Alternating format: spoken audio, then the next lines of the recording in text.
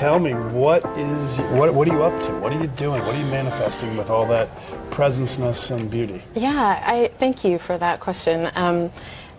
I do feel like, so my career has changed so much over time. I started out as an academic. I got my PhD, and then I was faculty for a number of years. PhD in? So my degree is actually in gender, women, and sexuality studies. But my area of focus has always been international trade, and for me, it's the political economy, really, of the cocoa and chocolate trade. So I'm a cocoa and chocolate expert, and hence my long periods of time in West Africa, because that's where most cocoa comes from. Oh, that's so cool. So hold on. I'm going to rewind for a little bit. For some of our listeners who you were with us at CES Innovation, we did all the storytelling at CES, and there was a woman, we did this thing, and she does, she's from France, and talks about all of the nature of the cocoa. Yes. And does the tasting very mindfully. So I got to go through some of that. Now, for me personally, cacao is just, it's such a sacred thing. So I'm excited to learn more. So keep going. Yeah, absolutely. I also get excited about it. I'm grateful for your enthusiasm. No, I just had lunch, but I love chocolate. Always room for chocolate. Always. Exactly. Always. I think, I started life as an academic, or my professional life as an academic, not life.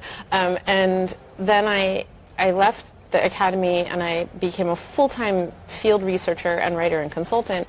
And now I'm an entrepreneur, and I run a business. And when I think about the thread that has run through those different phases of my career, I really believe that my purpose is to help bridge worlds that may not understand one another very well. So, I grew up in suburban New York. The furthest place from a cocoa farm you could ever find. There's no cocoa.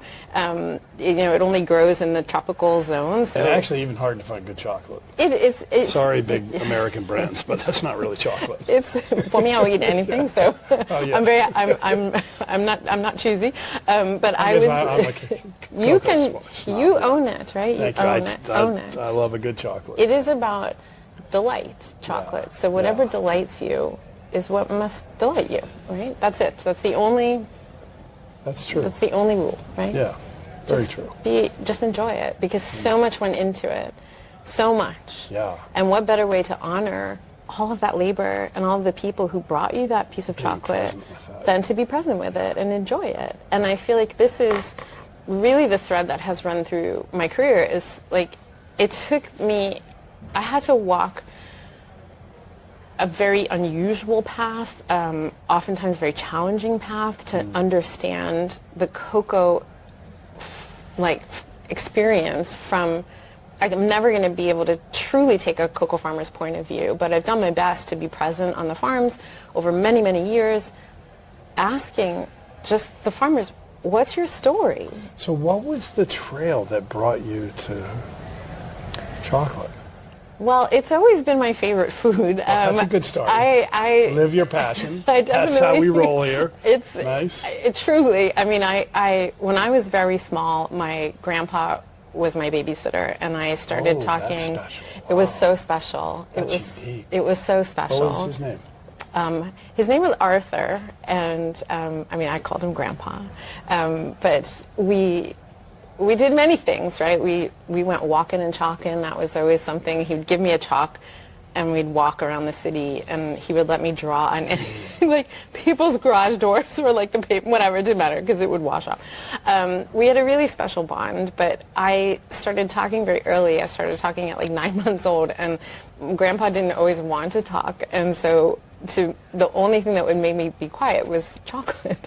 So he would give me chocolate, and I really think that's where the passion began. Beautiful. Yeah, so to be so present with that, and we talk about, I talk about in my books and when I work with people, thinking about hot spots, things that have touched you in your life that maybe some of the best ones are the ones that are the least rational. Yes. Right? But they're moments of just inspiration, and it helps align you if you're aware of those, right, with your future. And boy, you're clearly a very present person.